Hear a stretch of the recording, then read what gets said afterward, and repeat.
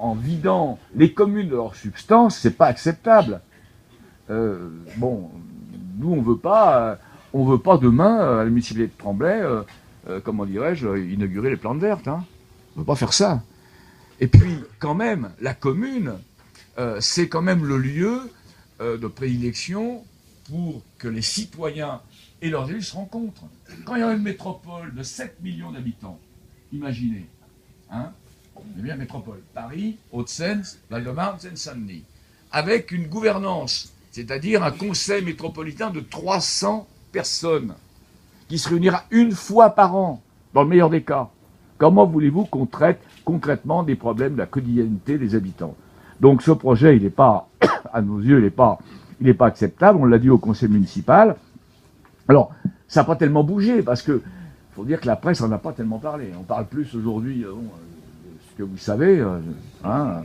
Ah, je me fais des sourires, j'ai rien dit, hein. J'ai rien dit. Mais c'est vrai, bon, franchement, c'est pas intéressant. La vie privée du président, c'est pas nos affaires, c'est pas intéressant. Ce qui est plus intéressant, c'est comment on va s'en sortir, on va créer de l'emploi, de la croissance, etc. Comment on va aider les jeunes à trouver du boulot. Le reste, c'est pas nos affaires, hein. Voilà. Donc là, sur les histoires de la métropole, nous, on n'est pas d'accord sur la façon dont ça se fait. Et puis, il y a quand même eu dernièrement des décisions qui ont été prises concernant le redécoupage électoral. Je l'ai déjà dit. On a protesté au conseil municipal. On va refaire des cantons. Pierre Laporte, qui est notre glorieux conseiller général, vice-président du conseil général. On redécoupe les cantons.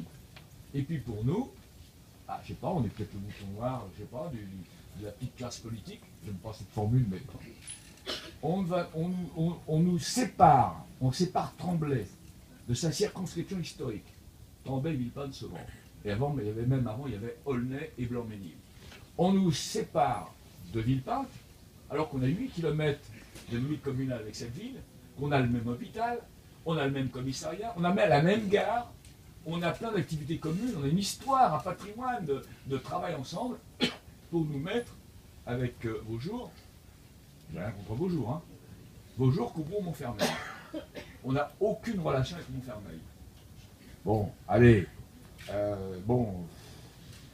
quel est le but?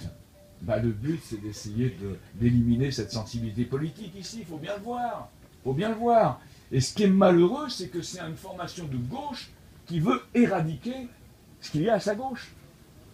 Oui, comme ça on serait tranquille. Hein. Si en France on n'avait plus de parti communiste ou de front de gauche ou d'autres formations qui soient des éléments de contestation du système, pas du système en soi, on ne conteste pas la République, on est amoureux de la République, mais quand même des orientations prises par cette société-là, on serait tranquille. Hein.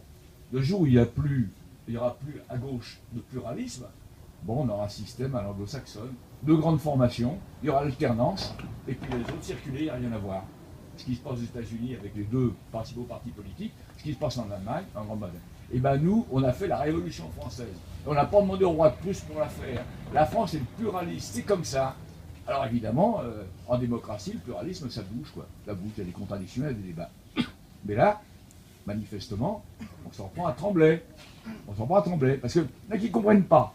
Ils comprennent pourquoi, dans un secteur qui est le premier secteur en termes de création d'emplois, le plus dynamique d'Île-de-France, hier, député de cette sensibilité, une ville de cette sensibilité.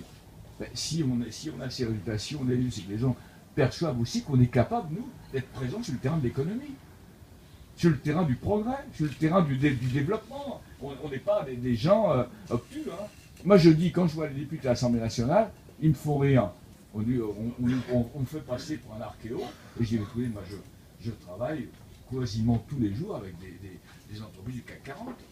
Aéroville, c'est Unibail. Aéroport de Paris, on travaille avec eux.